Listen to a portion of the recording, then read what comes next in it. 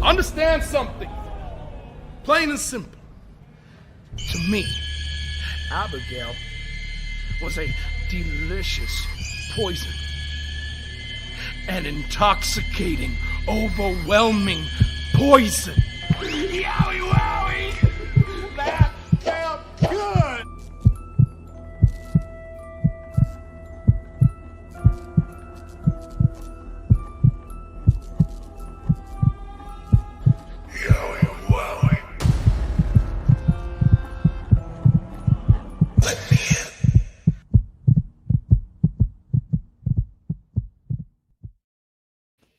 That intro can only mean one thing.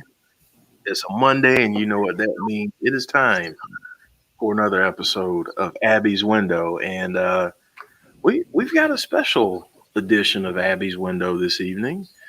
Before I bring the folks on screen, I just want to say hello to everyone, and thank you for joining. We have a pretty good crowd out there already. So I'm going to do this in reverse order and shout out the people we have in the chat. And then I will bring our Abby on screen and then our special guest this evening. So Drift Lewis, Butterspark, James Grant, Robert Morris, KC, James Chadwick, Sean Rousset, Timbo869, Little T, John Cena Gamer 0809, Dave in Real Life, Big Dan 5309, Jason Stauffer, Jason Peace. Let's see here. Joey's Adventures, Tazzy, B Tazzy is here.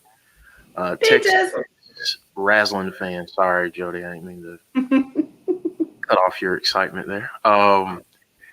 Seven Fiend, Noob and Co.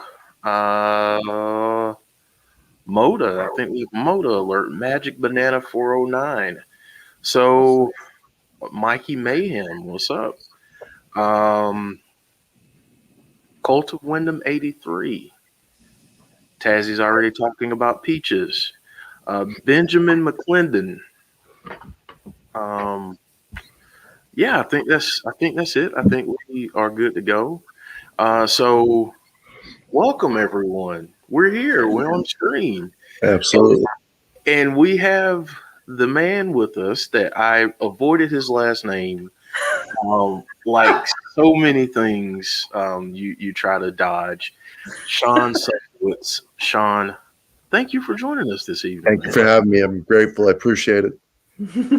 Awesome, dude. Awesome. So and obviously we have our Abby, your Abby, Jodie Gilly. Jodie, how are you?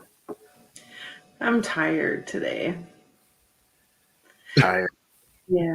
We got woken up very early this morning by somebody that thought it would be cool to do donuts in the snow in a very loud truck outside of my son's window. So, You know what though? You know those types of people are the same people that you have to warn not to eat yellow snow. Like those are the same people. So speaking of snow, Sean is getting snowed in. I'm getting snowed in. If you're on the East Coast, especially in the Northeast, you are getting a ton of snow. So my apologies. Not really sure why I'm apologizing because I have absolutely nothing to do with the weather, but still, it's just snow. it's just, I mean, it is what it is. Only a couple more months till spring. So Exactly. You Couple know. more months till spring. We'll get some more. We'll get some more snow probably later this month and in March as well, as it typically happens in the Northeast. So, my next career is going to be a meteorologist. So, at least when I prognosticate, people won't get mad at me for being wrong. So, anyway, you guys ready to talk a little bit of Fiend? Let's go. Alexa Bliss. So how do you guys want to do this? I mean, obviously, Sean, got to share this. You have a very, very cool tattoo that you received, and I want to put this up on the screen before we get started, because I know Jodie has a ton of theories that she wants to talk about, and I know I want to get your opinions on that as well, Sean, and I'm just excited. So I'm going to put the tattoo up on the screen first. Look at that. Mm-hmm. Look at that tattoo. See, me and Sean have a connection now that we've both been to see Mr. Kyle Scarborough. Absolutely. That's right. So this is Kyle doing the tattoo, and man, this is such a cool thing. So tell me a little bit about how you figured out this is what you wanted as a tattoo, and how you made the contact with Kyle to kind of get the ball rolling.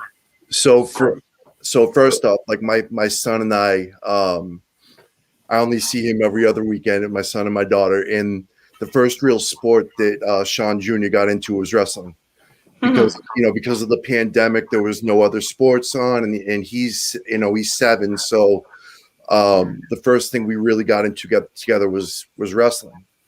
And we both saw the Fiend, and we were like, oh, this guy's amazing. And like my son fell in love with him, and like he's got the masks, the wig, he's got everything. And it's kind of one of those things where like we've bonded over it. And every time he comes over to the house, he's like, Dad, let's watch a Fiend match. So like it's something like I wanted him to see it, and he was so excited when he saw it. So it's like my stepdaughter now, my daughter, my son, they're all like, oh, the Fiend, when they saw it, they're all excited. So it's pretty cool. That is awesome, man. I mean, I gotta ask this because see, I'm a guy that doesn't have any tattoos. Okay. So I'm envious of you and Jodie because I know Jodie has some tattoos, and I'm just a little bit jealous of both of you. I have 5. You have 5. Mm-hmm. I have -5.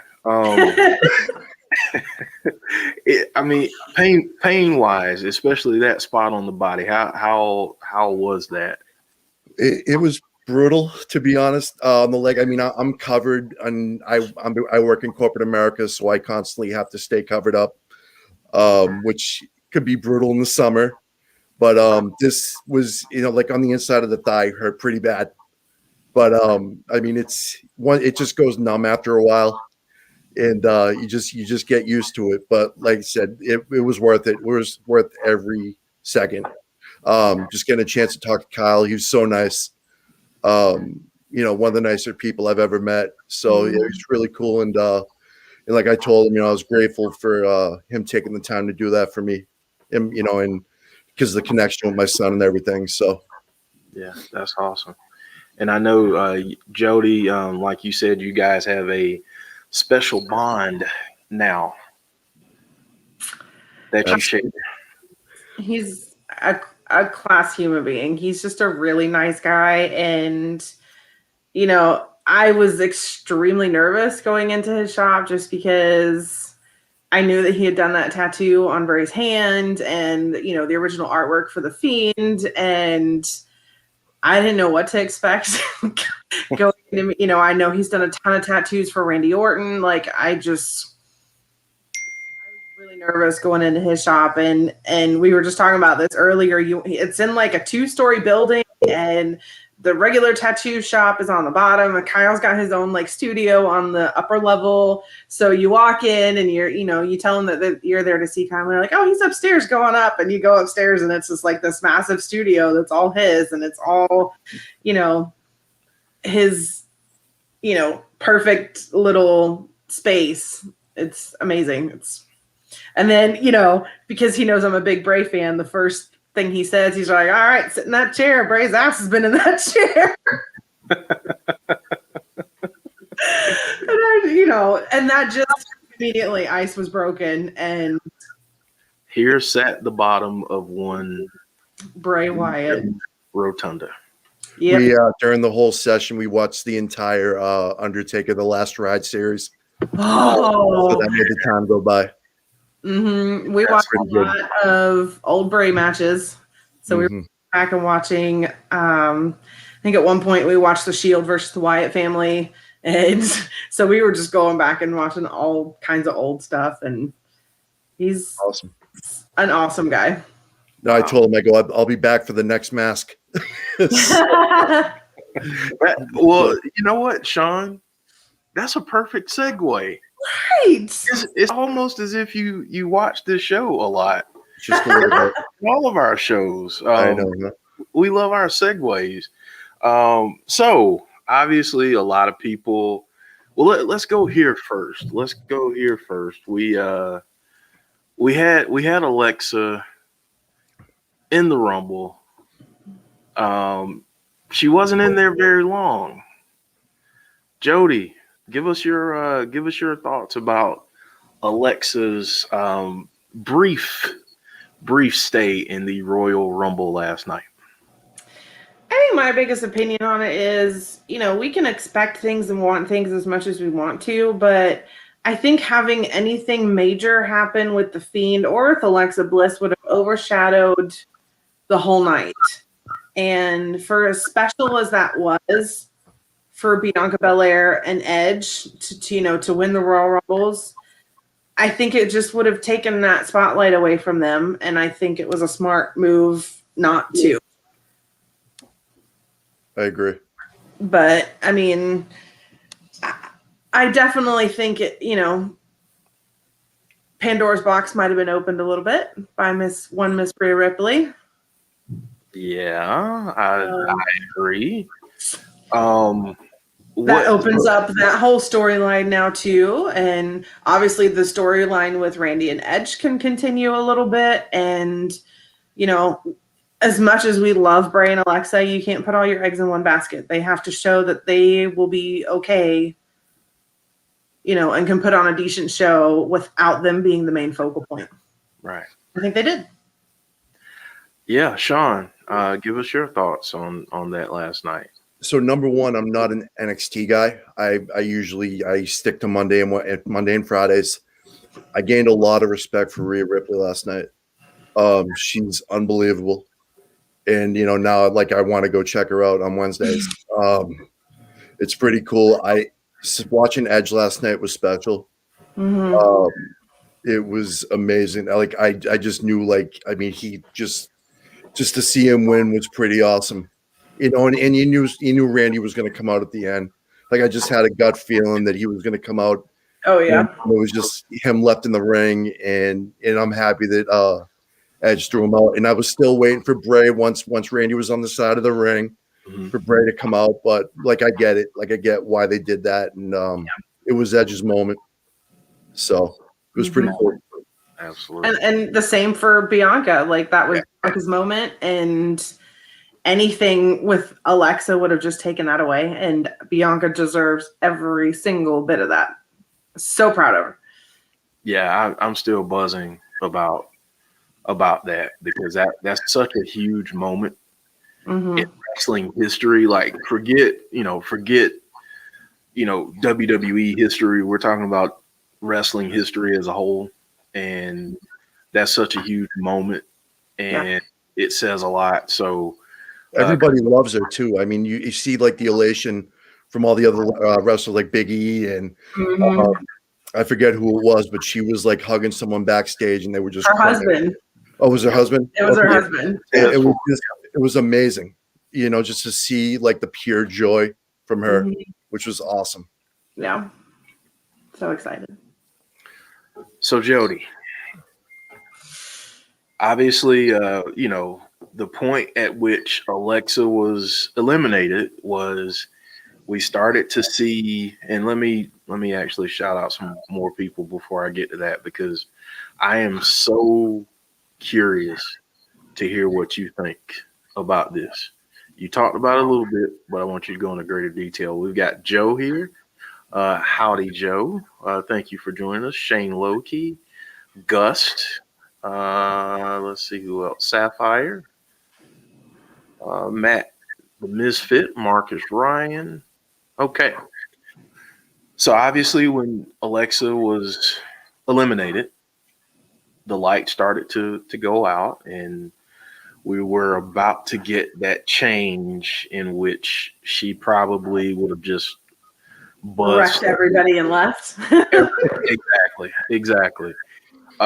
So talk to us a little bit about why it was significant for that change not to happen then, but also go a little bit deeper into what you think is next for Alexa and Rhea.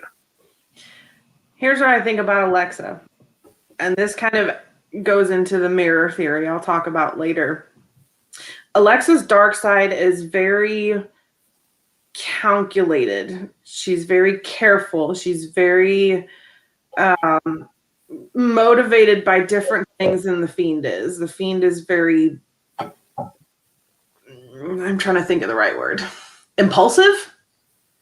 And Alexa's dark side is not like that. She's very manipulative and just very, very methodical in how she does things. So I don't think it would have been an awful thing for her to actually change. The only thing that it would have revealed is maybe who her main target was. Because obviously she has a list too, just like the Fiend does. And so I think that it would have given too much away for her to change, because she's going to be looking for a certain person that's like her climax of her whole story. Like we thought that Randy was the climax of the Fiend story. So I think what happened with Rhea, she just opened Pandora's box. Now Alexa's going to be going after her, and she's going to put kind of her hit list aside to go after her first. So I definitely think we could see a feud between Rhea Ripley and Alexa Bliss. Do you think she's going to get called up to the main roster? I do. Awesome. There are reports out there that her and Damian Priest are officially a part of the main roster now. Obviously we have to take some of those things with a grain of salt. I mean, Yeah. We all know all the reports that were going around about what was going to happen in the Rumble matches, and that really didn't happen. So, so those things are going around, swirling around out there. But just to, we'll see. But if so, that's the perfect first encounter for Rhea on the main roster. Absolutely. I know people will say, well, she has history with Charlotte, but if you want to put Rhea over in a major way, put her in a feud with someone who's a part of one of the hottest storylines. Just like Funhouse Bray was doing. Funhouse Bray is the character that can lose. Right. And be okay. And, Alexa's Funhouse character is the one that can lose and be okay. So the best to put somebody over, Funhouse Alexa, for sure. Can't beat it. Yeah. EJ Movement, thank you for joining. I'm trying to keep up with everybody that's joining. If I miss you, I'm sorry, but we've got a lot of people here, so that's a good thing. Awesome. So Jodie, you pointed out last night on the watch along that Rhea had on red and black. Mm-hmm. Now, maybe it's just a coincidence. Maybe it is. But for people like me who like to hear theories, why do you feel like it wasn't a coincidence? Well, I mean, Rhea was the one that knocked Alexa out. And I think if it would have been the other way around and Alexa would have gone to her first, I'd think a little bit more that it wasn't a coincidence, because you could say that Alexa's attracted to that color set. But it's definitely, it could have been an Easter egg for, that's the Fiend's colors. And that was the one that knocked her out of the ring. So, yeah. Subsequently, now it may be the person she has a feud with first. Yeah. Matt, what did you think about that? Did you draw any parallels there? One thing I noticed is when she got in the ring, everybody went after her. There was like 10 girls on her. And it was like, oh boy, here we go. Mm-hmm. And then the purple started, and it's like, oh, here, like I just was waiting for something. And then right as soon as she started to change, that's when Rhea flipped her over. I was like, oh, it's so. I thought something big was going to happen. But that's another reason why I thought the Fiend wouldn't enter the Rumble, because everybody would. I mean, the only way to get him out is to gang up on him. Yeah. And, that's probably why they did it with Alexa too, because the only way to get her out, if she changes, is to gang up on her. Right. Seven Fiend pointed out there are a lot of people last night with red and black. Mm-hmm. Naya, Mickey, Liv.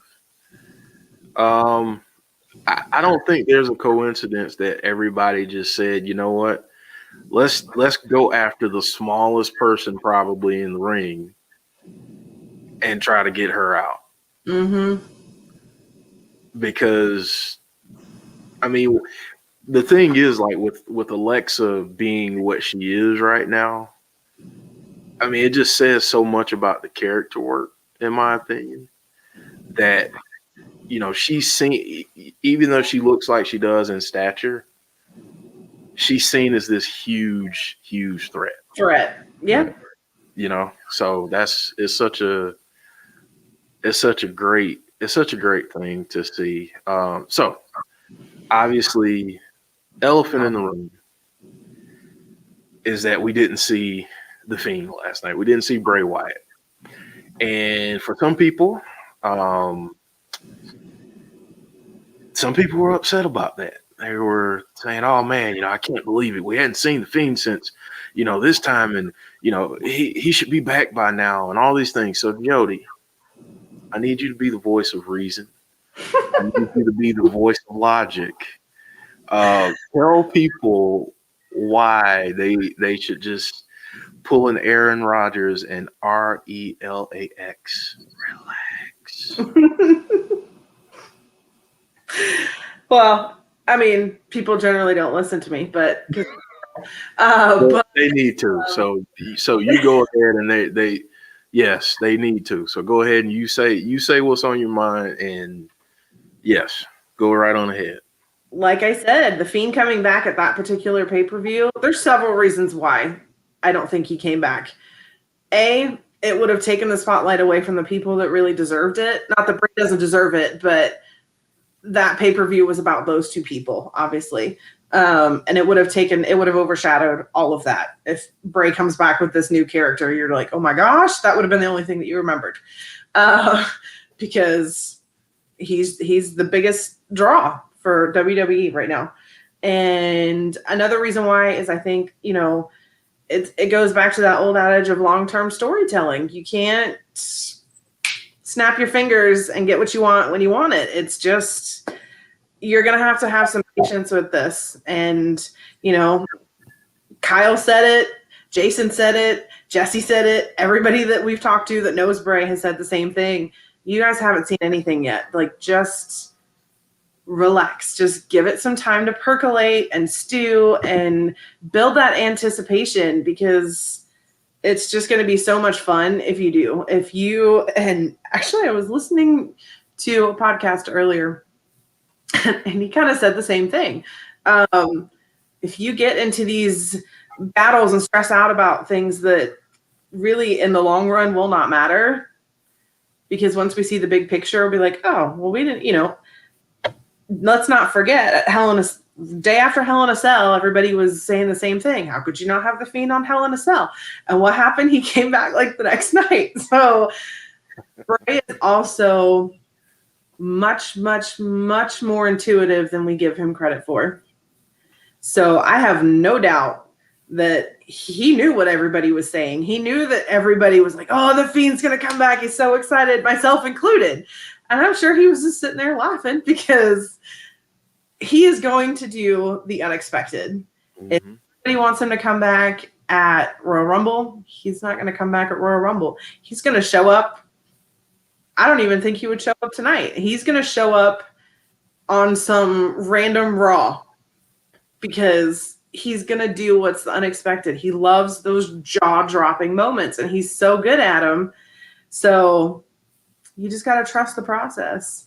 I'm sure I don't really know much, but if this whole plan is to, reinvent this character, all of those things take time. If they're drawing up a new mask, then they have to draw it. They have to send it to production company that's going to build it and make it. Bray has to fit it. He get fitted for it. He has to test it and make sure it's going to work. Like, all of those little pieces take time to perfect, and I'm sure they were working on the original Fiend mask for months before, okay, well, this works when I'm moving this way, but it moves funny when I move this way. Like, you've got to test all those things out. You can't just, beta test it and hope that it all works out fine. Right. Exactly. And I think Moda summed this up pretty well. So did John L. Jackson. Moda said, everyone, please do yourself a favor. Stop trying to predict when the Fiend will return, and just be surprised when he does. Yes. John L. says WWE got a good thing going here, not having Bray on TV right now. Just be patient, people. Yes. Patient. Be patient. He's one of those special characters. And I hate to say it this way, but if he's on the show every week, the Fiend is on the show every week, it loses its luster a little bit. And, just like The Undertaker, you've got to keep him for those special jaw-dropping moments. Yeah. So I think the Fiend is one of those special event characters.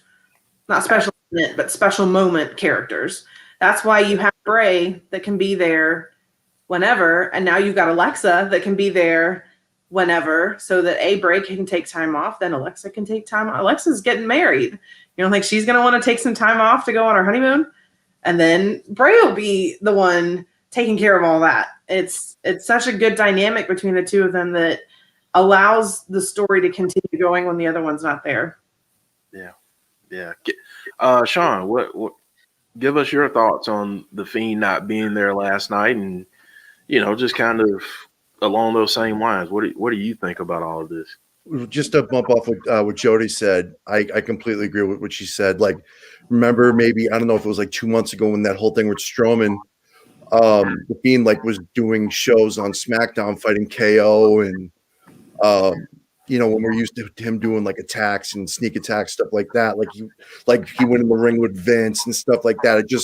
That was just out of sorts for the Fiend. So I'm kind of glad that they're getting back to what they had originally planned for him. I'm not gonna lie, my fiance and I were watching last night. We were like still waiting right to the last second, just waiting for something. And like when the screen went black, we're like, damn.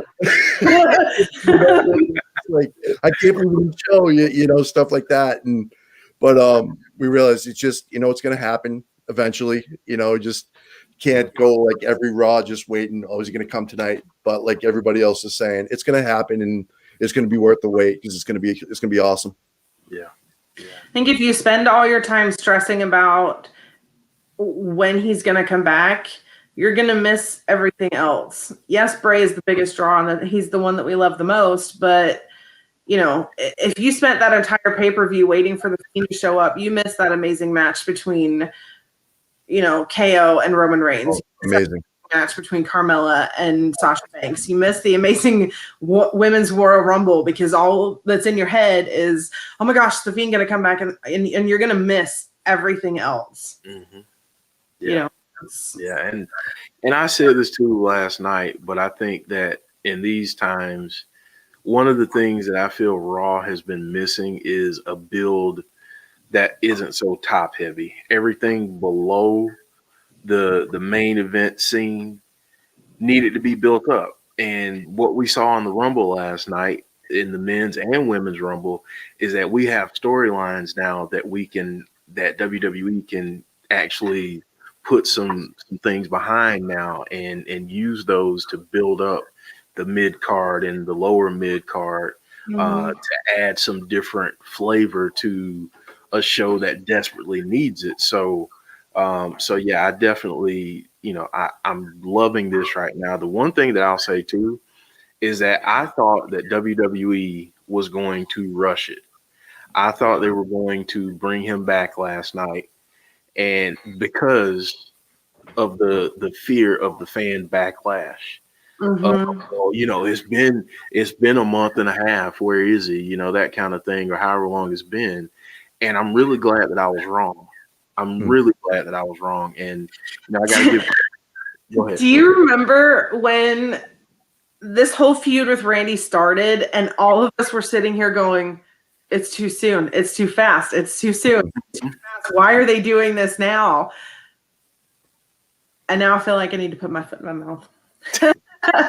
It's like a whole thing too. Like they don't have any new. They only have like since he went away, they just have like one T-shirt. Like my son has the backpack and the waistband and all that stuff. But like since then, they just have the one T-shirt with the drawings on it.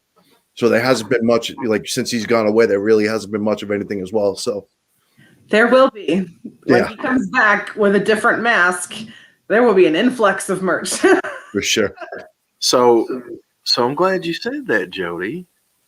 Let's talk about it.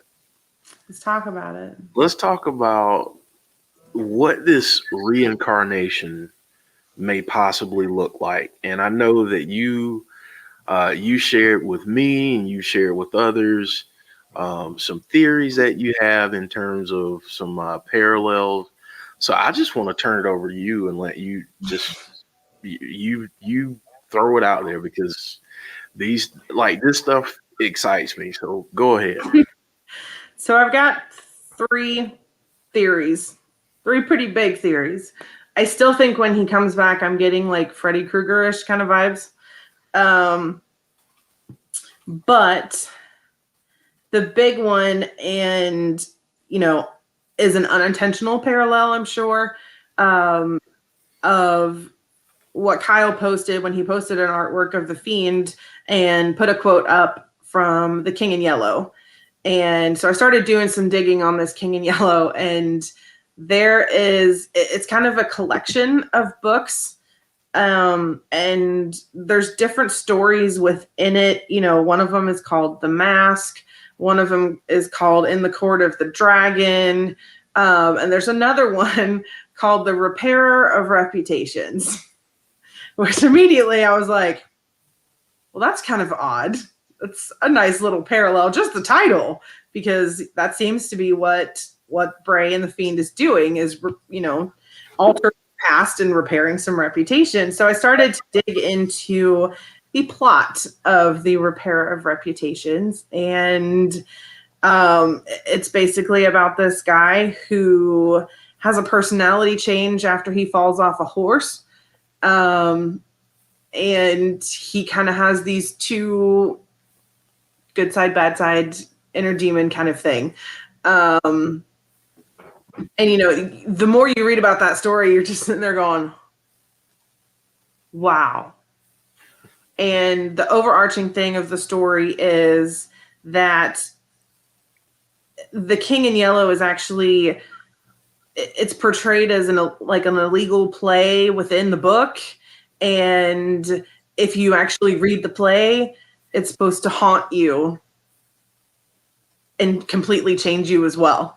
So that also made me think of the "let him in" quote, thinking about, well, if you let him in, then you're different. If you really let him in, he's going to change you, just like this play would change you. And like I said, I think that's an unintentional parallel that got found by Kyle, which is really interesting. Kyle's a very intelligent man. But that whole parallel just kind of blew my mind, and I loved that one. Amazing. Yeah. So definitely do some research on this King in Yellow. There's a whole nother part to it about, have you seen the yellow sign? And it's an interesting looking sign when you actually find the yellow sign. And then not long before Kyle posted that quote, he posted something from the King in Yellow, and it was a picture of the King in Yellow. And you could draw some parallels from that too, because he's got this big yellow cloak on. And, Bray talked in Superstar Ghost Stories about how the Fiend had this yellow hair, and his face is very pale. He kind of looks like Ghost Rider a little bit. So there's so many parallels there, and it's really, really interesting. The other one that I found that we were talking about last night? So we were talking about the tweets that Bray posted back in 2018 that he subsequently deleted before the Fiend came out. And it was all about this patient that was in a mental institution in an asylum. And there's different things that he says. He says that this patient has violent outbursts and thinks that he has several things talking to him at once and all of this other stuff. And tried to, I forget what one of them was, tried to, like, a confession through pain, something to that effect, by sticking a nail in himself. So, but at the end of the last one, he signs it, "Sincerely, Dr. M." And I'm sitting there going, who the heck is Dr. M? And it was just random that I think C Wrestling had asked me about those tweets a few weeks ago. And so I had them saved as a screenshot on my phone. And I'm like, who the heck is Dr. M? So last night, I think it was before the Rumble, I started doing some digging on who the heck is Mr. M? And there were a few different things that came up, but the one that fit the most is a movie in 1990 called Mr. M. And I'm going to read you the plot because it blew my mind at first. Again, it's probably an unintentional parallel, but it could have, he could have drawn some inspiration from it. But the plot of Dr. M. In the near future, there's an outbreak of dramatic suicides in Berlin. A police detective suspects that the suicides are really caused by a lone madman, Dr. Marsfeld, who is using a form of mass hypnosis. His investigations lead him to a beautiful, enigmatic woman whose image is being used to manipulate the popular people. I'm just sitting there going, mind control, hypnosis, beautiful woman. Check. Bray, cult leader Bray. Yeah. Bray, cult leader Bray. Alexa. Wow. Check. And can I interject for a second? Yes.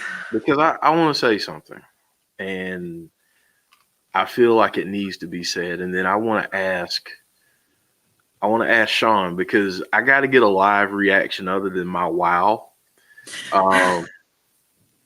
because I feel like people need to appreciate this. What the research that Jodie does is just next level. And I feel like people need to appreciate a little bit more what Jodie brings to the table when it comes to these theories and everything that she's saying, because most people look at this and they're just like, oh, well, this is just a character. This is just a character and it's just wrestling. And you may be right. But these characters and these wrestlers draw parallels from things that they experience in life, or that they've read, or that they've seen, and they draw inspiration from these things. So to have someone that can find those parallels, research them, and then articulate them the way that Jodie does is absolutely phenomenal. And the other thing that I want to say too is that the days of listening to a bald guy like myself only when it comes to wrestling, those days are over. We need to be more appreciative of the insights, the intellect, and the passion that female fans bring. And it's got absolutely nothing to do with them being fangirls, and it has everything to do with them being passionate about the sport just like we are as men. So I'm going to get off my soapbox now because I could keep going, but I've got to get Sean in here to get his thoughts on what Jodie said, because that was a lot. I completely agree. So when I first found you guys, I was so, interested about what Jodie was saying, and whether it was Instagram, Twitter, I look for her posts, and I look about what she's tweeting and what she's saying about Bray and what's going on, and I value it. I look, it makes me excited about what's going on with him, and about the future, what's going on with the Fiend, stuff like that. I agree what you say about women. My fiance, she's more excited. She'll get home from the hospital from working, and first thing, oh, let's throw on Raw. She's excited for it. Same thing with Friday nights. Instead of going on a date now, oh, is SmackDown on? That's the first thing she says, and I think it's awesome. So it really is. Women can just get excited as much as men, and it should be equal. And like I said, with Jodie, she's awesome, and people should appreciate what she does for this channel and what she does for the sport in general. I mean, it's like I said, I look forward to when I get up in the morning, I see a new post from her. It's great. It really is. Awesome. So what do you think about that theory? I mean, that's deep, right? Yeah, absolutely. Like I said, the research she put in was incredible. I did a little bit myself. I took I read a paragraph from it as well about the mask. I was just more like with Kyle. The mask part is fascinating. Yeah, it was incredible. The picture he drew as well with you could see the bottom of the Fiend mask, and it was just shrunk in. Then you see Bray's eyes exploding. It's going to be amazing. I can't wait. Whenever that happens. Yeah. I can't wait either. So Jodie, what is this new look going to look like? Terrifying. terrifying. Mm-hmm. So I hope Kyle doesn't kill me for saying this. I'm one of the few people I have actually seen the original artwork for The Fiend. Hopefully Kyle doesn't kill me for saying that. It's terrifying. So if it's anything like that, it's terrifying. Yeah. I think it's just gonna depend on how far they let him go with this. Like you guys said before, Right. I mean, how it depends how dark they're gonna let Bray go with this. Right. You guys said now that they're on USA, right? They can go a lot darker. Because when they were on Fox, they couldn't do that.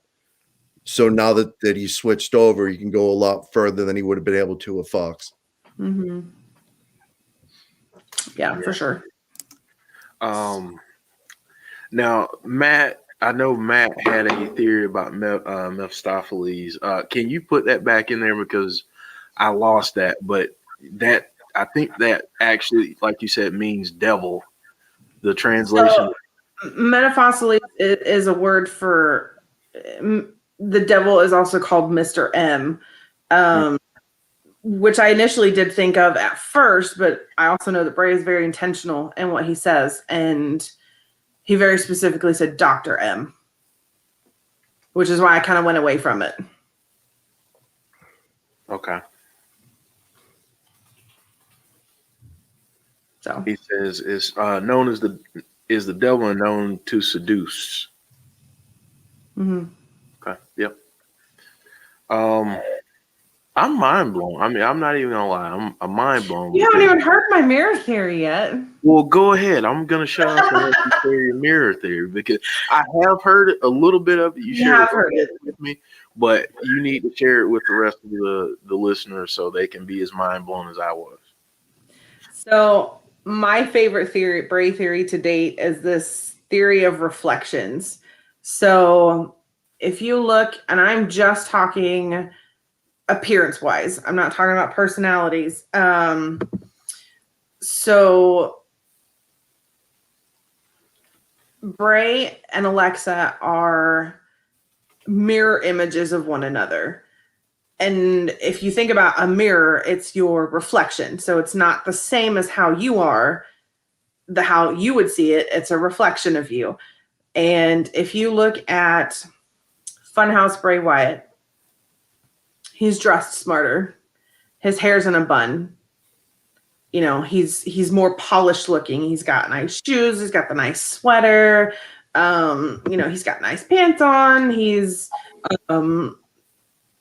he's wacky, but in terms of appearances, he's very put together. And then you have the Fiend, who is very chaotic and disheveled, and his hair's down and messy, and you know, he's got the tight pants on and the funky outfit, and he's very chaotic and impulsive. He's methodical as well, but more of a chaotic, impulsive way. He's purposeful in what he does, but it feels very messy in a way. And then you look at Alexa. With Bray, his hurt glove is on his left, his heel glove is on his right, and his gloves are black. Then you look at Alexa. Her Funhouse side is more of the disheveled, her hair's down, she's got the fun outfits on, she's very playful, she's, you know, chaotic, and she's got gloves on, but they're white. Her left hand is play. Her right hand is pain. So their gloves are completely mirror images of one another. Then you look at her dark side, and I kind of hinted at this a little bit earlier. Her dark side is very methodical, very polished, very put together. Her hair's up. It's very presentable, very corporate, you know, not a corporate America, but you know what I mean. It's very smart looking. So they're complete mirror images of one another. But if you put them all together, they form a circle. Because you've got yin and yang. You got the dark side, and you got the light side. But what's inside a yin and yang symbol. You got the circle that puts it together and the line of the dark side and the light side, but then you've also got two circles in it that are opposite mirror images of each other. So you put them together, they form one complete being that is completely unstoppable. There you go. Okay. Sean, your thoughts, sir, because I've already given mine. How can I compete with that? Right? Yeah, I mean, just what she said. You're right. And like, was I thinking about a couple about the Fiend seducing? I was just thinking about that when you guys were talking about that.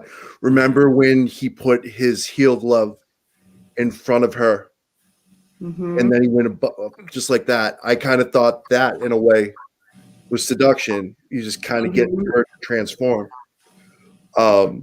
That stuck in my head when you guys said that. So in a way, getting her to be about him, and then when Randy burned him, that's why she wants to get him back. So that's my take on it.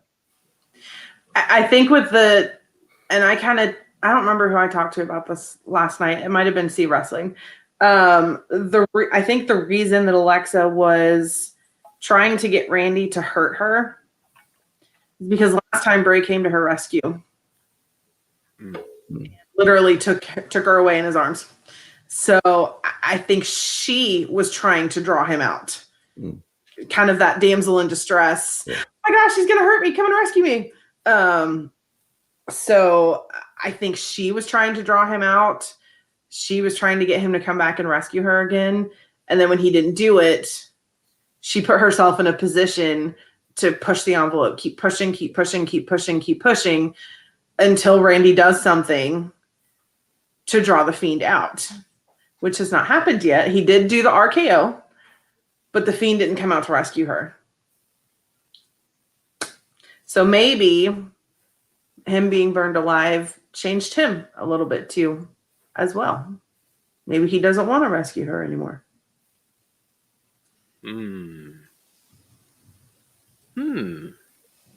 It's also interesting too. I just thought about when Sean said he put the heel glove on Alexa's forehead. The heel glove is typically more related to Funhouse Bray. Right. It's the only one that we've seen use it. But when he puts the heel glove on her head, she turns into her dark character. But her dark character is a mirror image of Funhouse Bray. Wow. Which is why he uses the heel glove. I don't know. It's deep. It's deep. Dave in real life says, question, what's with the dolls locked in the cage? We have seen it a few times now. What say you, Jody? I think it's definitely something that we may see down the road. I mean, how long ago did we see him pull that Fiend S out of the toy box? And it took us that long to get Alexa to personify that. Yeah. And you could even say that she hasn't fully personified it yet because she doesn't have the mask. But I mean, it took us so long. I mean, at the time we were just kind of like, huh? What's he doing with that? Why does he have a girl Fiend doll in his toy box? Like that, So I think Easter eggs take time to come out and reveal themselves, and we'll probably look back 6 months from now and be like, oh, that's why the doll's in that age. There it is. I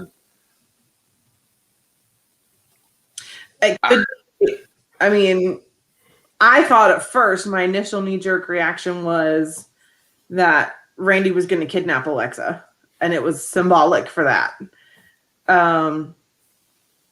That has not happened yet. It may not ever happen, so I could be totally wrong about that. But that was my knee-jerk reaction about what the dolls were, that at some point Alexa was going to get kidnapped. Godzilla here says, what about Alexa's eyes and the Fiend's eyes? They're kind of opposite colors too, aren't they? Hers are white. See, I feel like I'm trying to think. His are Red and yellow. red and yellow. Hers have mostly white, but they do have red. Mm-hmm.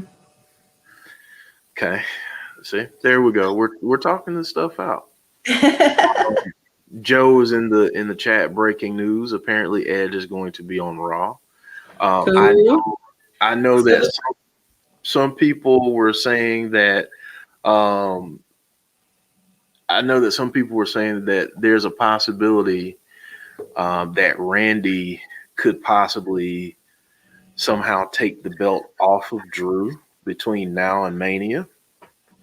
And it could end up being a Randy and Edge encounter at Mania for the belt. Yeah.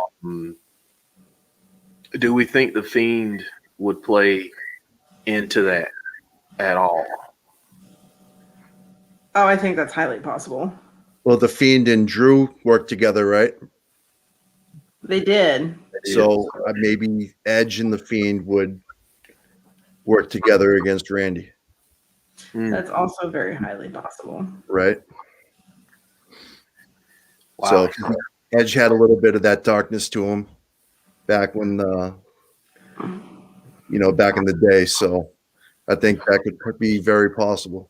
Yeah. Go ahead. They both have the red around the outside, but the inside of the Fiend's eyes is yellow, and hers are almost white.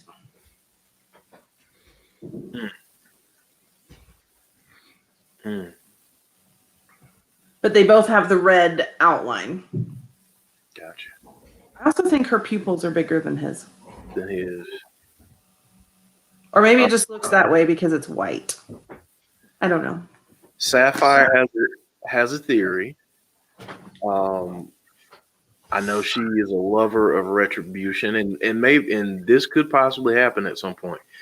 She says when the Fiend comes back, I don't think he goes after Randy. I think he goes after retribution because they want revenge of what happened a while ago.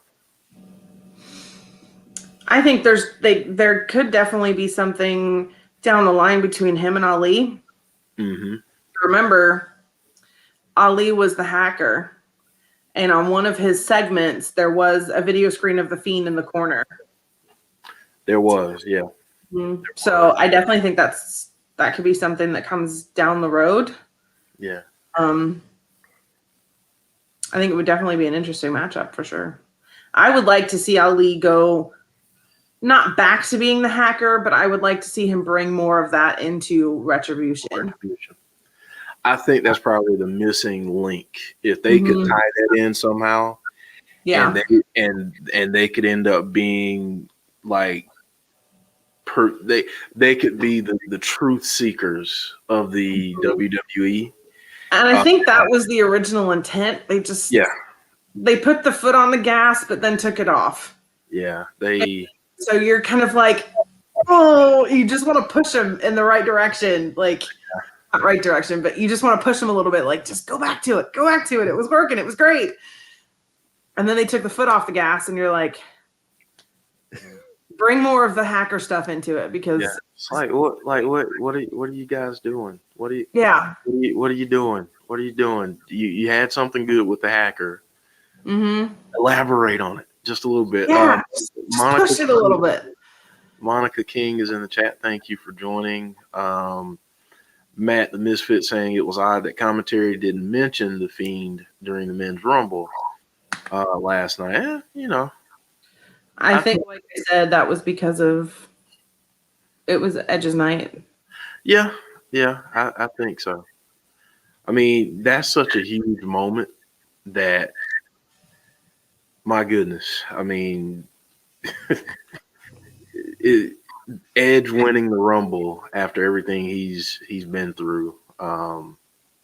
Yeah, and let's see here. Marcus Ryan saying, and then we're gonna start to wind down here. Down the line, I want to see Fiend go after Edge. Then maybe we can see the Fiend and Alexa versus Edge and Beth.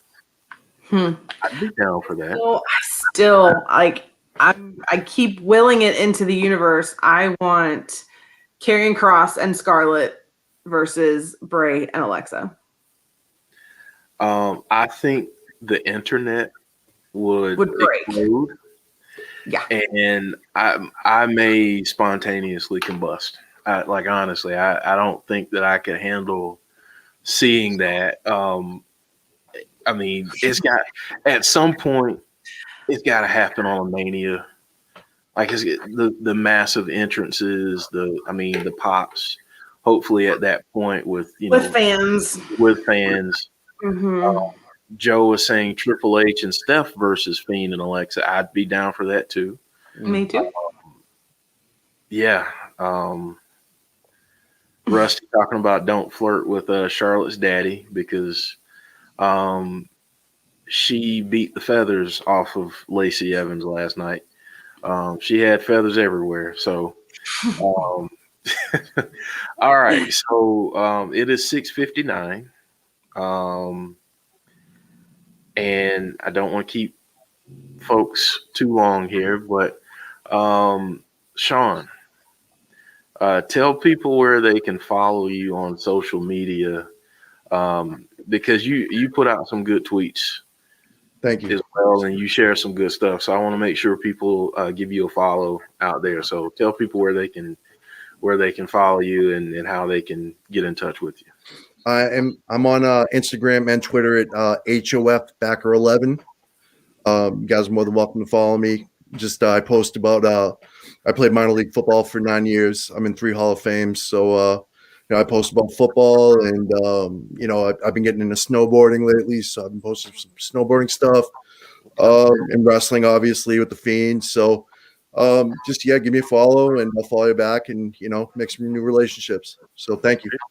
There you go. Jodie. Thank you.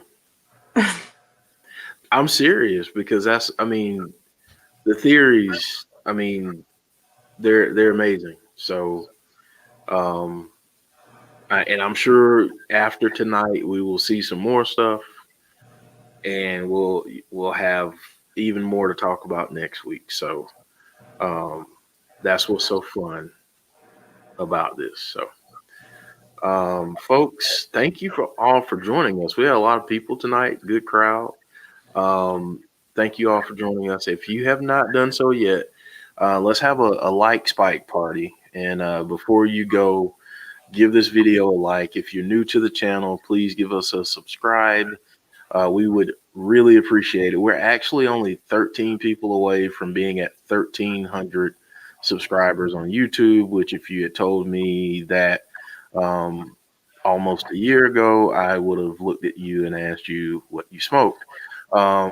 But instead, we're here and we're happy, and it's all because of our loyal viewers and listeners. Thank you guys so much. So rest of the week, we will be doing Impact tomorrow night. Join us. I believe we're going to be on at 7:30 for Impact. And Thursday night, Joe and I will be back for another episode of the Insiders Wrestling Podcast. So, Jodie, anything you want to say before we go? Enjoy Raw tonight. If the Fiend doesn't show up, don't get too disheartened about it because he'll be back. That's right. That's right. Sean, thank you, sir, for joining us. Thank you. I appreciate it. Thank you for having me. Hopefully, can do it again. Just thank you both. I had a blast. Absolutely, man. We'll have to do it again. Folks, until next time, we'll see you. Be safe out there if you're in the Northeast. For goodness sakes, don't go out unless you absolutely have to. And even if you have to, be careful. Be safe. Be safe out there. And that's it. We will see you guys again next Monday for Abby's Window. But if you want to join us for the rest of the week, tomorrow night Impact and Thursday the Insiders Wrestling Podcast. So thank you all for joining us, and we will see you next time.